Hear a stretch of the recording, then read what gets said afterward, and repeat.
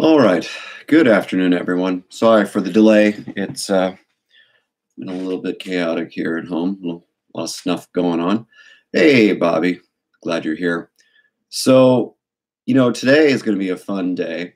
I think fun in the maybe most pejorative sense of the word at this point, or sarcastic sense. Today, I want to talk to you about a couple of recent events that apply directly to my profession in psychology, and I want to kind of share some thoughts about the Gillette ad that was all kind of pro healthy, non toxic masculinity, whatever the hell that means. Um, so just buckle up and be prepared that I'm going to say some things that probably people won't like, my colleagues might disagree with, the APA probably won't like, and you're also all welcome to comment and criticize and critique as much as you want, and I will take none of it personally because, again, it's not about me, it's about the truth more than anything. So first and foremost, the topic today is toxic masculinity, and then the APA's position statement regarding how to work with men and boys better. And then there's the Gillette ad, which talked about, masculinity and what healthy masculinity should look like and how to stop toxic masculinity. And I'm aware, fully aware, that I'm going to look and sound like someone who's speaking in defense of traditional masculinity because I'm a man. I get that. And well, duh. So despite the fact that I'm a male, though, I'm much more concerned about the concept of intellectual honesty. And I'm very concerned about the very reactive and activist culture that has taken over the American Psychological Association for the past 30 years. And it's become particularly gross in the past 15 or 20 years. And the reason I'm concerned about the APA is because the APA is supposed to be a professional and scholarly body, but they're acting more like the ACLU, which basically makes no sense. So I'm aware that I'm going to look a certain way and I don't care because facts are facts. And as Ben Shapiro always says, facts don't care about your feelings. So the APA position statement that was published by Stephanie Pappas, and I'm going to put the link in the caption here once the video is done live. I think I've read it as carefully as I humanly can, and I will do my best to be intellectually honest, but I'm a little disappointed with a lot of what was said. So the title of the article or the position statement is "The APA issues the first ever guidelines for practice with men and boys," which is it's a seemingly innocuous title, not a big deal, just at first glance. So basically, she broke down the article into 4 sections. There's the first section, which is the needs of men. The second section, which is titled multiple masculinities. The third section, which is changing the culture. And then the final section, which is supporting the positive. Again, all that sounds basically kind of neutral and not bad whatsoever. And I'm going to try and go through each section honestly and explain, in my opinion, my professional opinion, what's accurate and what's not true, or misrepresented, or more complex than what the writer stated. So, before I begin, I just want to state unequivocally, perfectly clearly, that the entire statement that the APA made is not horrible. However, it seems very biased and somewhat unscholarly, which is a shame because the APA used to fight for scientific credibility for psychologists. And now the APA is becoming more like a quasi-academic kind of Facebook. Whereas the American Psychological Society for Science, APS, is still holding strong to their kind of scientific stance, even though some of their articles are a little less than kind of scholarly, it seems. But the APA is just kind of falling apart. The APA is becoming like CNN, which is really sad on a number of levels. So the APA article starts out by listing some basic kind of no-duh statistics about males in the United States. So they say that, men occupy certain kinds of job roles and that men are struggling more with suicide, homicide, mental illness in some ways. And, in philosophy, there's this concept called a non sequitur. And the listing of job roles, like men are more often in this kind of business role or this kind of job role, is just a non sequitur. Like, that has nothing to do with masculinity or anything of that nature. It has no bearing on the problem of masculinity. So it's a ludicrous thing to state. It's like saying the problem of toxic femininity could be seen in the overrepresentation of women in nursing or teaching, which, because, you know, those professions capitalize on the personality traits that women kind of more often express highly, right? Agreeableness and caretaking and all that stuff. So the more logical statement is maybe either sex is just better suited or adapted for those specific jobs.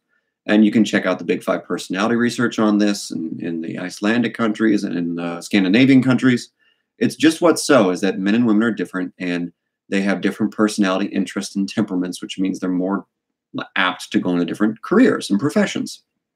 However, the stats are all correct. Everything they listed is perfectly correct, and they're not biasing or misrepresenting any data in that part. Then they put a statement out in this article that traditional masculinity is harmful. Now, this is kind of a pathetic statement, and pathetic just basically means weak and incapable. So the reason it's a pathetic statement is because it's kind of gross. It's a gross oversimplification of a very complex biopsychosocial process. Masculinity is not as simple as man equals tough, angry, nasty. And at no point did they cite in the article any kind of academic definition of traditional masculinity. There was no citation. There were plenty of citations throughout the article, but no citation, no definitional citation of that particular scientific concept, traditional masculinity. And it's so sad that my profession is resulting to basically less than scholarly writing to prove a point and to kind of virtue signal. They also stated in the article that they're relying on the last 40 years of scientific research. But why not look at the research across scientific disciplines for the last 100 years? Because there's a lot of very relevant evolutionary biology literature, anthropology literature, psychiatry literature, sociology literature that can kind of all work together to help us have the most coherent and like clear way of understanding masculinity and the potential issues with cultural biases about masculinity. They did no such thing. They're just looking at the last 40 years of research, and as you know, things have changed since, you know, feminism started taking over in academia in the around the 60s. Which leads me to my next problem. They started to reference the patriarchy at the last paragraph before the first section, which is just a loaded word. It's kind of a dog whistle to the social justice warrior lefty types. And just so everyone's perfectly clear, I'm not a conservative and I'm not a liberal. I am basically apolitical at this point. I couldn't give two shits. And I can just observe kind of readily obvious behavior. I'm a psychologist. That's what I do for a living. So their use of the word patriarchy is kind of silly, and just it's a way to get attention and kind of signal to their crowd that they're talking about their issues and on their side. Also, patriarchy is a sociology construct, so it's less of a psychology construct. So it's interesting that a psychology publication is using a sociology construct to form a baseline argument about what masculinity is and how it should be dealt with and viewed. It's kind of silly. It's kind of interesting. So anyways, on to the 4 sections. So the first section is titled The Needs of Men. So the first point is that prior to the 60s, most of psychology didn't study women and ethnic or racial minorities much at all, which is absolutely true. That's 100% true. And, you know, because society was predominantly much more Caucasian at the time, you were going to get more people kind of in a Bayesian statistics kind of way in those samples. However, it's not like psychology was some old boys club in the 60s and 50s. There were certainly sexist elements and racist elements in every scientific profession and almost every profession prior to the civil rights movement. However, it's a gross oversimplification to say that prior to the 60s, psychology was this old boys club that was just degrading women all the time. Second point. The second point is that traditional masculinity is defined by stoicism, competitiveness, dominance, and aggression. So this is not true. Now, this might be a sociology definition that they like, but that's not really what masculinity is in and of itself. And to really have a coherent definition of masculinity, you'd have to look at Jungian work, and you'd have to look at What else? You'd have to look at kind of the MMPI's middle scale there and what they talk about masculinity and femininity. You'd have to kind of do a factor analysis of different ways of looking at masculinity from the scientific data. So this boiling it down to stoicism, competitiveness, dominance, and aggression is just not true. Moreover, because I like stoicism as a philosophical concept, I'm kind of I'm a little bugged by the fact that they're summing up masculinity with the concept of being stoic, and that's just intellectually dishonest because there are plenty of men who are not stoic whatsoever, right? Donald Trump, for example, is the complete opposite of stoic, right? Stoicism is a very complex set of values that relate to wisdom and justice and courage and moderation. So if wisdom and justice and courage and moderation are kind of bad norms in traditional masculinity, that's kind of confusing to me because I think anyone would want wisdom and justice and courage and moderation. Because again, stoicism does not mean being cold. Like legitimate stoicism is not about being cold and indifferent to suffering. It's about understanding that suffering exists and being able to withstand it despite the fact that it's there. This is the high school understanding of stoicism, which is not surprising because, again, the APA is not doing anything very thoughtful. They're just using words that make sense. And although men are, on average, more aggressive, they are not the progenitors of dominance and aggression in society. And here's a simple example that kind of proves my point. Go to a high school. Pick a high school in the US, and you watch adolescent girls in that high school. And without failure, you will see a hierarchy exist. And if you watch that hierarchy, you will see that women engage in all sorts of social aggression. They can be just as nasty and aggressive as males. They just speak about it differently. They use different language and they use different mechanisms, but they're just as nasty. And this is the truth in every mammalian species, and you can fact check me on that. Females across every species, bears and cats and rats, and all, they have just as much potential to be aggressive, especially if you mess with their children. So again, it's just a silly statement to say that men are stoic and competitive and dominant and aggressive. That's not traditional masculinity at all, but it's the version of masculinity that is being attacked here, which makes sense because those values are bad. So third point, research shows that males, especially those buying into traditional masculinity, are more likely to engage in risky behavior. That's 100% true. All the research has consistently showed that for about 50 years. So, and this is true of all males in most species, where males have higher circulating levels of testosterone and have a vested interest in risk-taking and movement up the dominance hierarchy, right? You can just go Google Scholar me and fact check me on this. You can look up how this works for Timor deer or quails or rams or whatever. And you can find articles about testosterone and dominance hierarchy stuff and risk-taking behavior, and you'll see that it's true.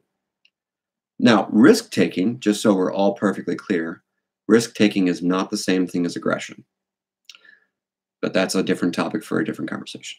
Fourth point that they make in this needs of men paragraph is that males are more reluctant to discuss their mental health needs. And this is absolutely true. Again, the literature in psychology and sociology has shown this to be true for a long time, especially in the West, but pretty much everywhere. Now, what's interesting, a stat that might be worth talking about if you're really looking at males in general, is that a subsection of males, homosexual males, are more likely to speak out about their feelings, and they also are more likely to seek out mental health and addiction treatment services compared to heterosexual males.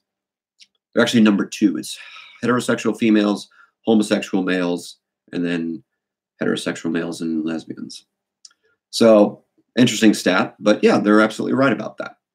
The fifth point in the paragraph is in the last paragraph of the men's needs section is that there's a quote stating that men are harboring private emotions and private thoughts. And this is likely very true. I think we have a very kind of interesting discussion to have about maybe how much assertiveness, how much talking about your feelings is needed to be mentally healthy. Now, the question is, what variables are you going to use to account for mental health and assertiveness? So you could bring in variables like attachment style. An attachment style is a very, very strong predictor of mental health and relationship success and drug abuse. And then we can have a really cool conversation about how attachment style interacts with masculinity and the ability to be aggressive or prejudicial or engage in kind of risk-taking behavior. But this article does none of that. It's just talking about one concept because, again, human nature is so simple that we can kind of put things down on one concept and say it's that concept's fault, and that's insane. Next section, multiple masculinities. So first and most broadly, the concept of multiple masculinities kind of violates an evolutionary psychology rule or evolutionary biology rule called convergent evolution, which shows in essence that different species, across species, they will hold on to traits that are basically more ubiquitous or advantageous regardless of any particular species-specific challenges. And it would be an easy argument to say that a kind of bifurcated masculinity and femininity divide is one of those kind of traits that probably evolved in a convergent way or follows the rule of convergent evolution. And I think there are, without any resistance from credible scholars, there are plenty of benefits to having a more masculine style or a more feminine style when it comes to things like mating and competition and all sorts of reproductive fitness behaviors, to use evolutionary biology terms. So this is not to say that humans can't like mess up masculinity and femininity and make them bad things, right? And again, we have perfect examples of how humans have messed up useful evolutionary concepts like masculinity and femininity. Like supermodels are not what we call femininity, but in the US and the West in particular, we think supermodels are kind of the epitome of femininity. And then superheroes, the same thing. This ultra strong, ultra just male is some kind of epitome of masculinity, which is just not true whatsoever. However, all this is to say that there's definitely utility to kind of looking at concepts like masculinity and femininity from the perspective of, evolutionary biology. And Brett Weinstein, an evolutionary biologist I appreciate and respect very much, did a great video on this topic of like gender roles and sex roles with his wife, I think it was, and had some very nuanced conversation. Now, I don't know if you would agree with my point about convergent evolution, but the point of the matter is, the concept of multiple masculinities is just kind of a logical no-no in the sense that it's kind of an either-or process that might have some shades of gray to it, but it's not really kind of that straightforward in the sense that you could say there's a really stark different kind of masculinity that exists. I just think it's a logically flawed argument.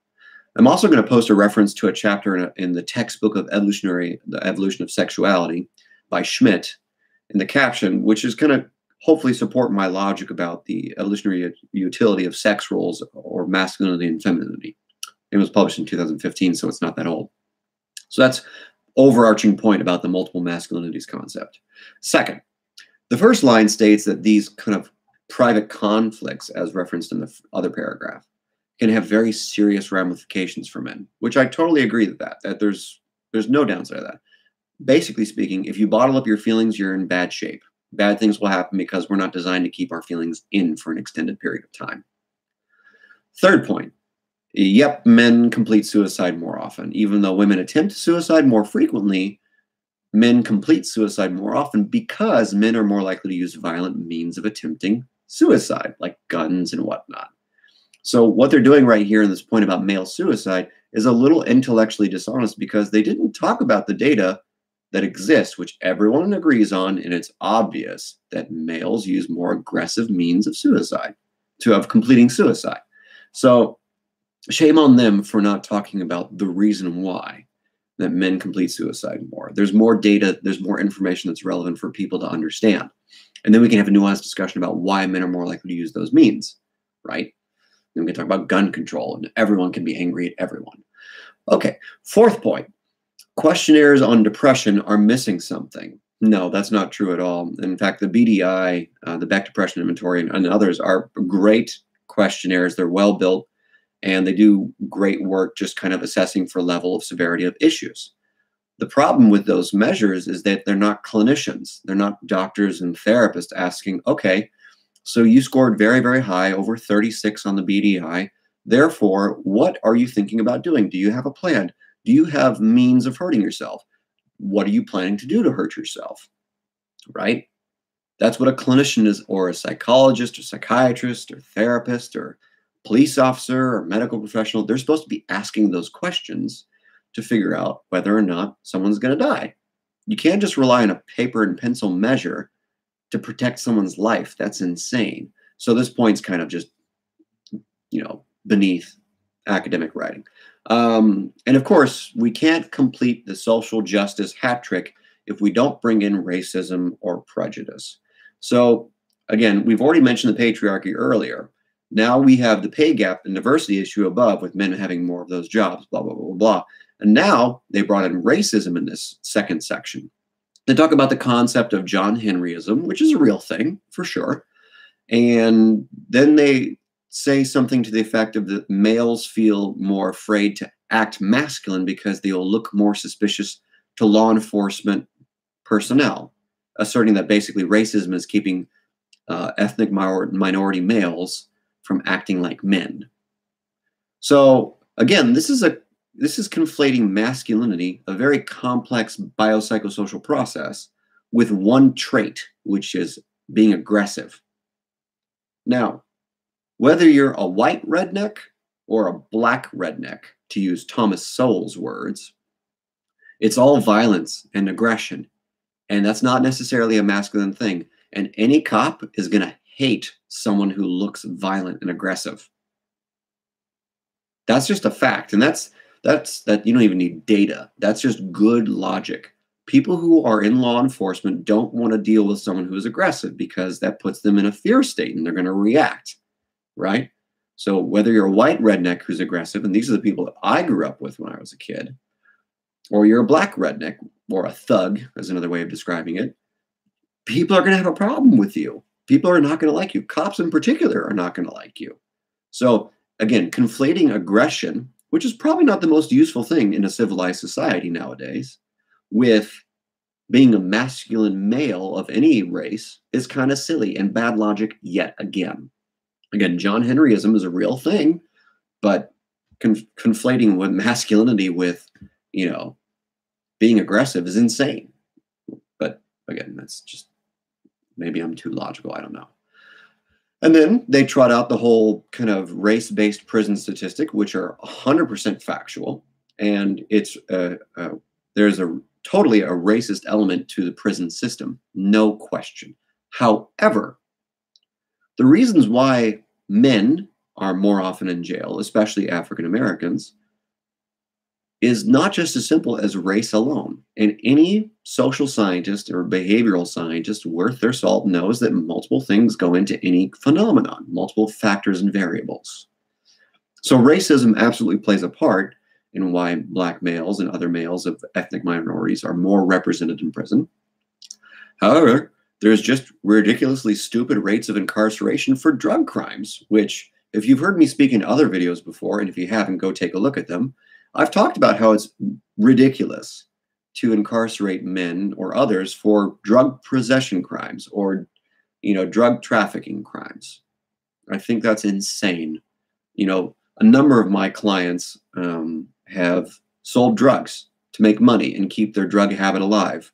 It would make no sense to send them up the river because it's not going to change their behavior. It's going to teach them more antisocial skills, and they're going to feel more ashamed and more rejected by society. So they're going to get angrier and be more reactive against mainstream society.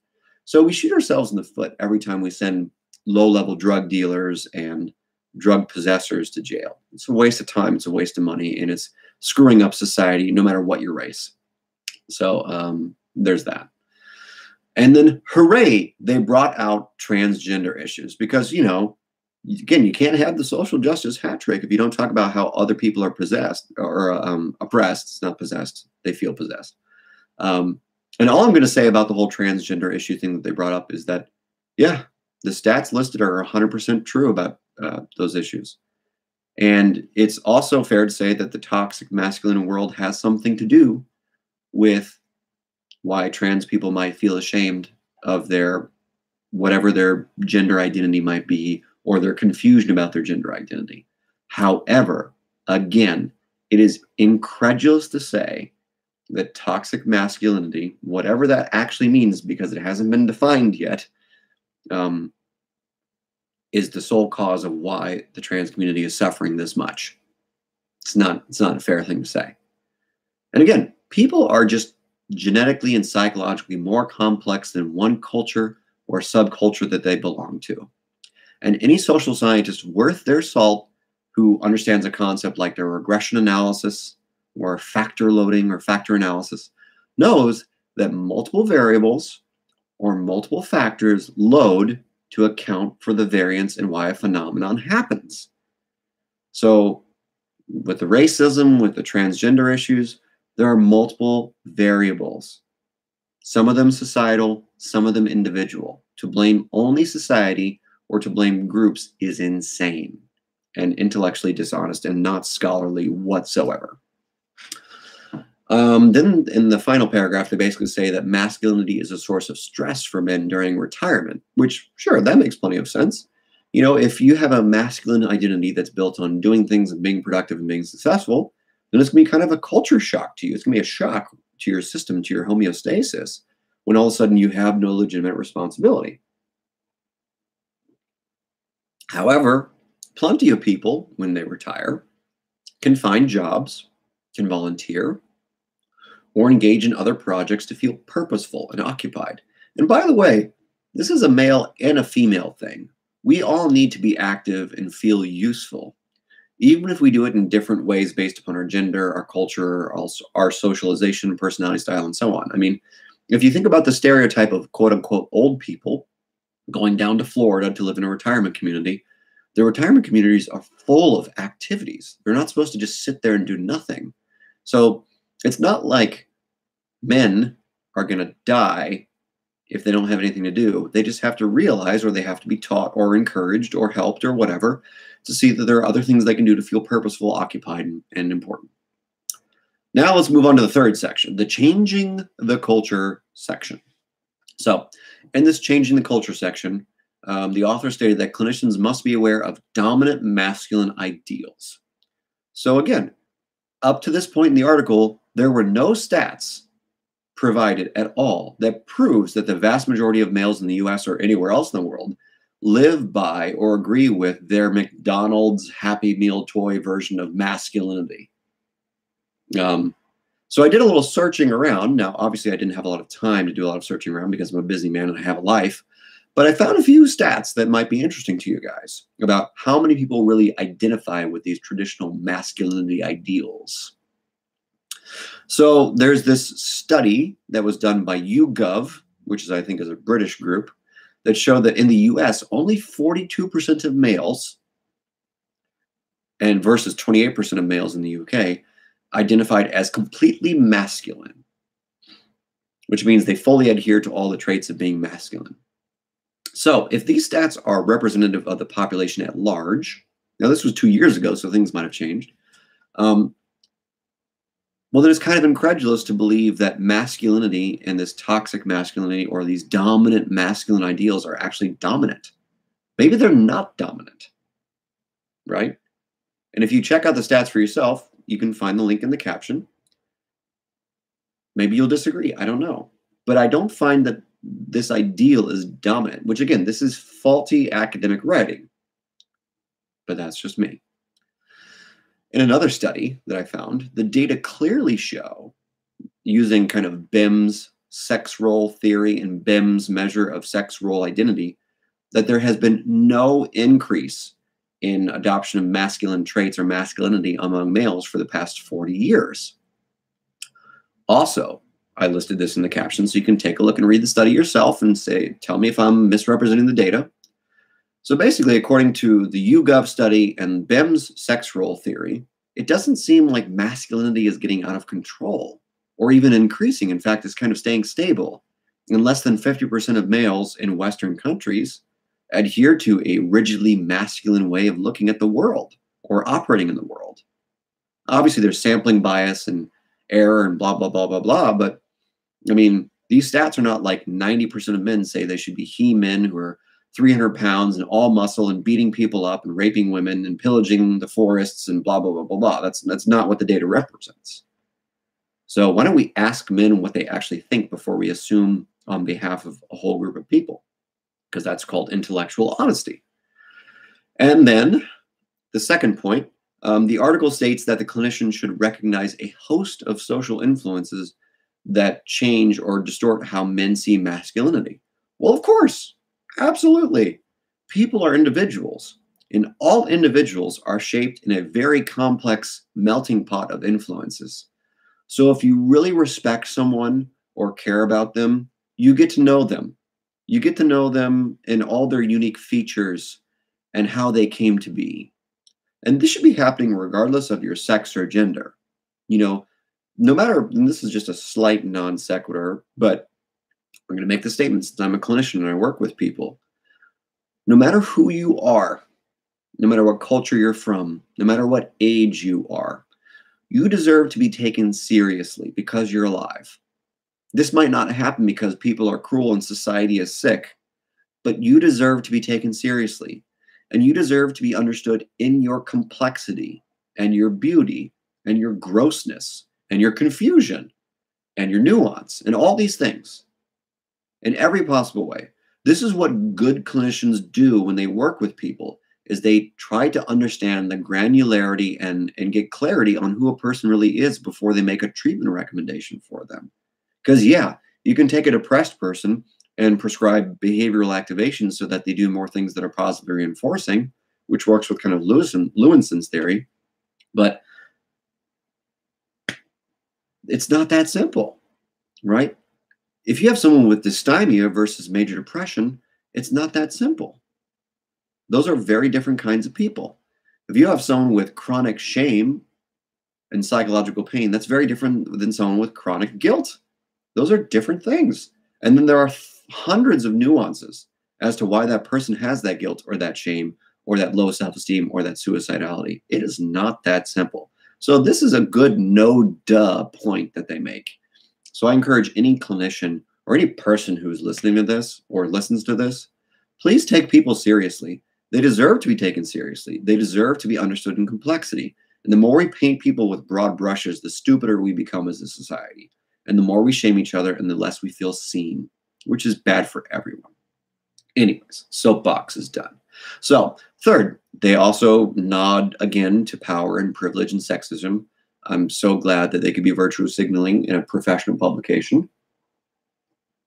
Fourth, in this third section, they make a very seemingly positive statement that mental health professionals should strive to reduce aggression and violence, and then to understand the precursors to substance abuse and suicide, which are more prevalent in males.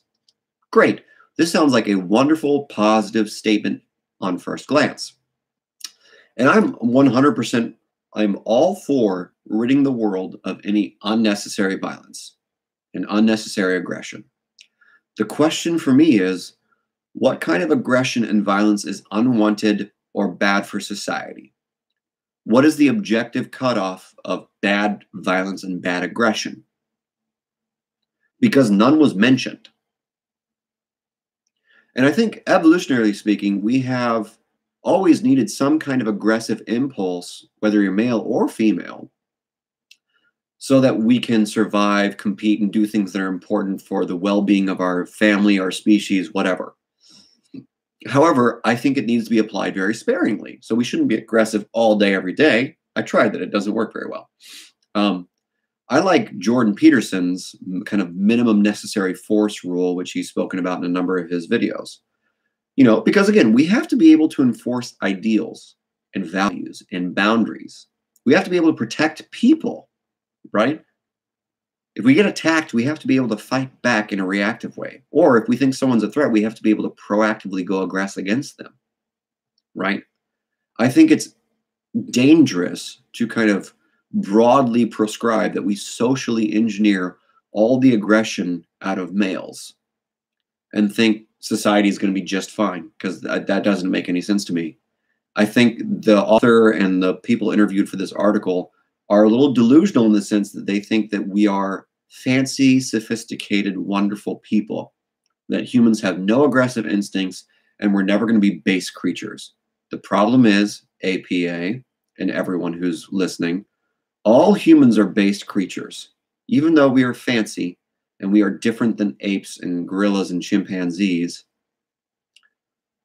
we are still base creatures. We still do aggressive things. We still react stupidly and without forethought. We do not have the capacity to be perfectly zen, perfectly loving, perfectly mindful creatures all day, every day. Society is not built for that. Now, you can go escape to a Buddhist monastery and become a more loving and mindful creature. That's still less than probably 1% of the world's population. No matter what culture you're from, aggression and violence has some limited utility. So let me say that again, and let me say it slowly so no one can misrepresent me when they quote me at some point. Aggression and violence have limited utility. We cannot operate in a kumbaya point of view. That's not how we're designed as people. We've never been designed that way. And I even make that point when looking around because I don't know if I have it here. I make that point in my book, The Fear Problem. Go get it. It's a no-duh point, but we seem to have lost sight of it.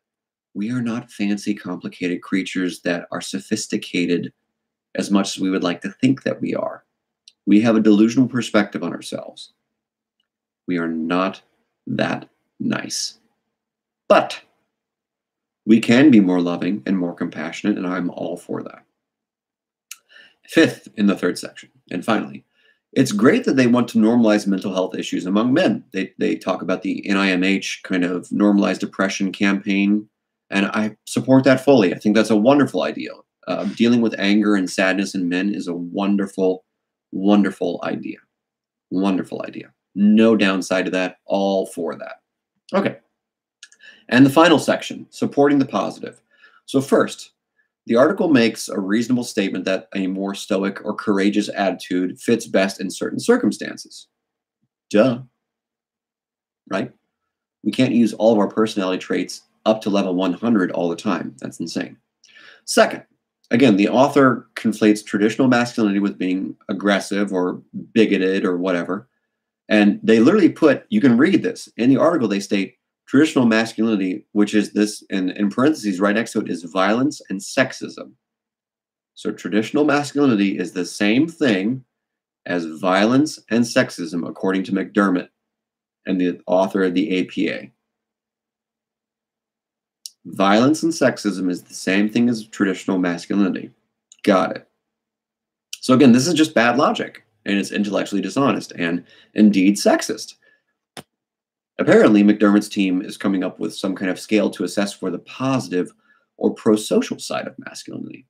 So if pro-social means inoffensive or not scary, then I think we need to just redefine pro-social, or maybe go back and take some Latin classes. Because again, pro-social basically means for the good of society. So the good of society is not about everyone feeling good or being happy or feeling safe. Again, just like with comedians, sometimes we need to say or do offensive things for society to course correct. And that's what comedians do well all the time.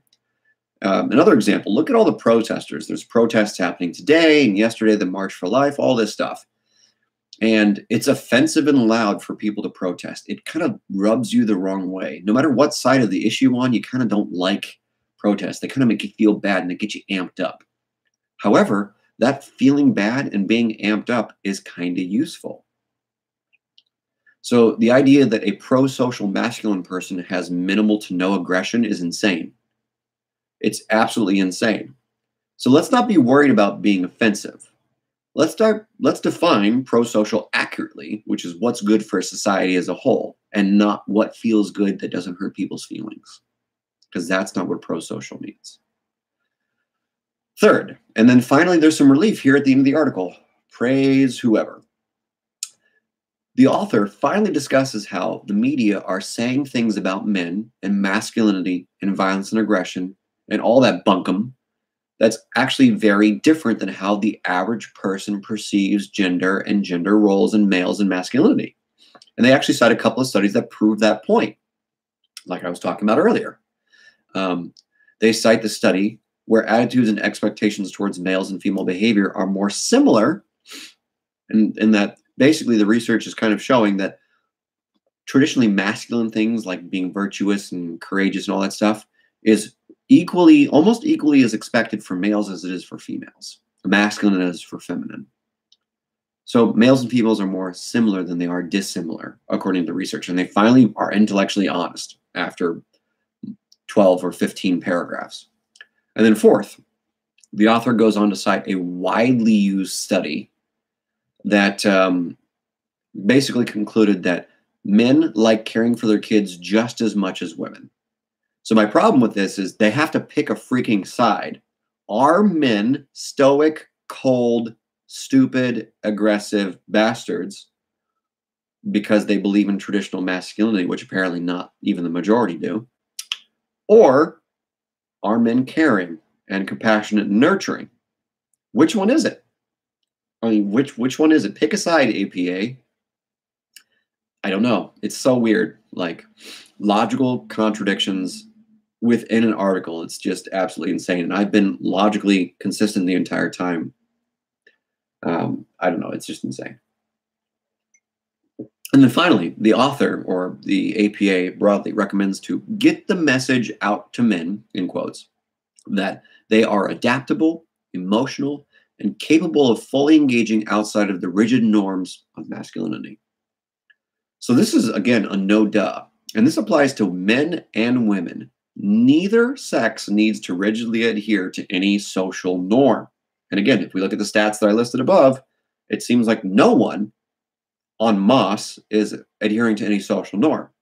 Now, that said, certain social norms are probably more adaptive for people to adhere to for life success, right? And I'm sure we could have a 2-hour talk on just this point alone. And you can watch Jordan Peterson and Steven Pinker to learn more about gender norms and neuroscience and IQ and personality and adaptive interpersonal functioning. Those two have written tons of books on this. And Steven Pinker wrote The Blank Slate, and Jordan Peterson wrote his book, 12 Rules for Life. And they've been lecturing about this stuff where we talk about gender and gender norms and adaptive functioning. Read their stuff. They're brilliant people. They're smarter than me. They're going to do great stuff in the world for the world. I just want to point out that, again, this is a bit of an illogical statement, given the previous paragraph in the article showing that men do not rigidly adhere to social norms. The stats I listed above show that only 42% of men in the US and 28% in Britain rigidly adhere to norms of masculinity. So it's less than the majority. I'm not saying that the minority can't go cause all sorts of hell, but it's not the majority of men. So anyways. So that's the breakdown and the critique of the article from the APA and their rules or guidelines for working with men. Didn't seem very scholarly. Seemed somewhat scholarly. Seemed like a paper I would have written in grad school when I was trying to figure my way out of things. So how does this apply to the Gillette ad? Well, the Gillette ad is just another instantiation of the same lazy intellectual reasoning used in this set of guidelines by the APA. The Gillette ad paints people with a basically broad brush and also has outright contradictory themes within the main point. And I just think that the Gillette ad is not the best choice if you want people to read you as a thoughtful company, right? If on the one hand you're saying men tend to act aggressive and be gross, kind of lascivious creatures towards women, on the other hand, they can use their aggressive, dominant impulses to stop those bad men. So is it that being aggressive and assertive is bad? Or is it that being aggressive and assertive is good? Pick a logical position and stick with it.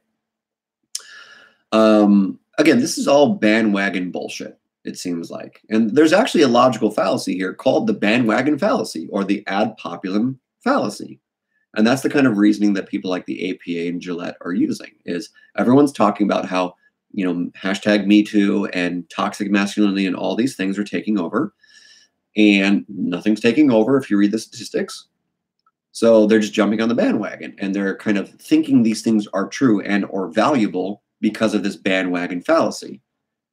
Now, I'm not saying, as I said in the beginning, that horrible things don't happen to women. Not denying that at all. Sexism, racism, transphobia, pick your ism, it all exists. No joke.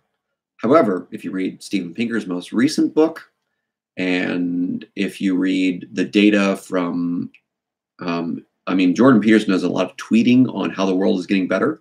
It seems like the basic trends in Western societies that everyone's doing a little bit better. Obviously, France is kind of in a tough spot right now with riots and whatnot. But most of the Western world, gender equality, pay equality, healthcare use, mortality, etc., is all basically getting better. Our main problems are homelessness, addiction, poverty, and drug abuse and obesity in the West, especially in the U.S., which are basically wealthy country problems.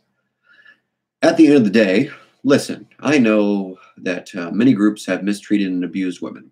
I myself, I'm a part of a highly oppressed group, believe it or not, and I don't complain about it. And just because I'm part of a highly oppressed group does not give me license to misconstrue ideas or give one-sided accounts of things. I will never, ever, ever deny that women have been mistreated, objectified, and much worse here in the U.S. over the last 300 years, 400 years. Even more horrific things are still happening in Africa and the Middle East and elsewhere. So if you're a real feminist and you really want to help the world get better, you might want to work where people are still operating with Bronze Age values. That would be my recommendation to anyone who really cares about women. Obviously, we can certainly, keep fighting for justice here, and that's fine. But I think this is not the hot spot of social injustice for women. The U.S. is not, especially here in L.A. where I live. And I know for a fact that there are plenty of males here in the U.S. who still hold very sexist beliefs. I'm not going to deny that one bit. What percentage? I don't know. Do you know? I don't know. Tell me. Leave some stats in my comment section, and I would love to read them and check the scientific validity of the source. I would love to talk about it, right? Now, the question is that the article basically never answered straightforwardly is masculinity, especially toxic masculinity or traditional masculinity, is that the cause of male suffering? Is it the masculinity itself?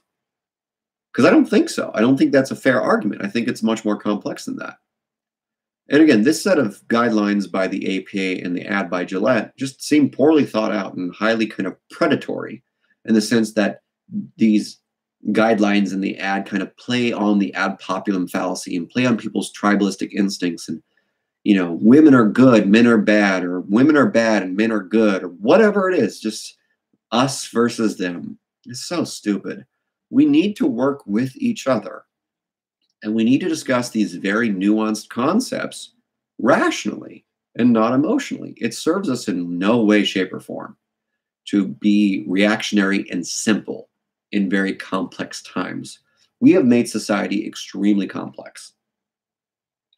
And I have done no such thing here to my recollection. In this talk, this basically our talk, I believe that I have spoken with a lot of specificity and hedged and agreed with things that are rational and disagreed with things that are irrational and or misconstrued. And I believe I even own my biases at the beginning. So this is what I think of the Gillette ad, and this is what I think of the APA's position statement on treating and working with men. I would love to hear any of your comments on this. I welcome any and all feedback. If you are going to leave a comment on the video, I would appreciate fewer ad hominem comments like you're a whatever and you're a whatever. But it's freedom of speech. You do whatever you want to do. I don't disagree with your ability to do it. I just think it's kind of a waste of time. I know people get heated, and this is a sensitive topic because of the Me Too movement and racism and prejudice and all these different things. So I fully acknowledge that things that I said don't necessarily sound pleasing. However, I want to speak honestly because honesty and clarity is much more important than feeling good, in my opinion. I want people to feel safe. I want people to feel understood. But at the end of the day, in order for us to grow, we have to overcome our cognitive dissonance. And that's a straightforward research fact that we've agreed upon for about 60 years. So I look forward to your comments. Please, please, if you have $9, go to Amazon, get The Fear Problem. Maybe you'll, maybe have a better way of operating in the world if you just deal with your fear a little bit better. Maybe you'll be less tribal. And if this was helpful at all, please support me. The links I referred to will be posted here in a few seconds at the end of the video. And I hope you have a good rest of your weekend. Or if you're watching this earlier in the week, have a good rest of your week. And I will talk to you again the next time there's something crazy that happens in the world. Because why not at this point?